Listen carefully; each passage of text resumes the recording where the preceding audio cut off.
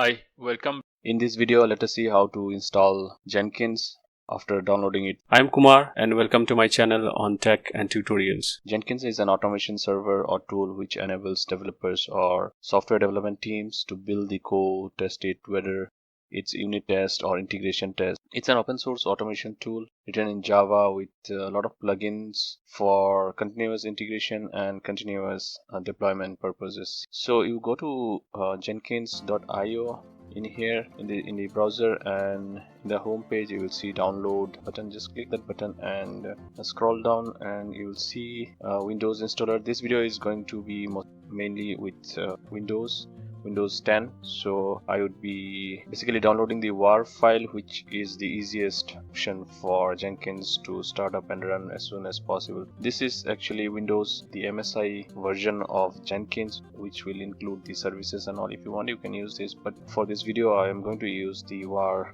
file, which is easier to start and run whenever you want. I don't want to run it as a service, so just click this link in here and the download should start. In the bottom you can see here it's downloading in here. So after downloading, I put it in a folder in my C directory, C Jenkins, and here is the WAR file. I just downloaded it.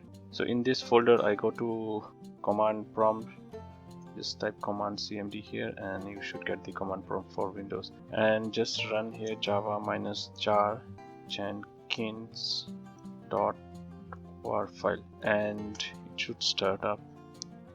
Okay, you can see the options and all while it's trying to start, where the WAR file is getting exported and all. Okay, so it gave us the password in here, which I will need during the initial setup steps. Okay, so Jenkins is up and running, which is shown in here. So after this I go to the browser and type my localhost 127.0.1:8080. You should see the setup wizard coming up here. So by default, when you start like this, it will deploy the WAR file in your home directory here, C users, your computer login, and then .jenkins, and then the file path in here. Here I can show you that path. Okay, my computer, C users .jenkins. See here the whole WAR file has been extracted in this folder in here. So let's go ahead and start the setup wizard. So for that I need the password in here. Anyway, this password is also available in the file, which is actually specified in here. So I copy this password and paste it in here and click continue and install plugins. The Jenkins community finds most useful. Select and install plugins. So plugins are the main thing in Jenkins. You have a lot of plugins for doing a lot of stuffs, connecting to SOAP, UI, connecting to Git, Maven, and a lot of other plugins are available. So I'll just select install suggested plugins and just click this option. So this is going to take some time. I'll just pause for some time.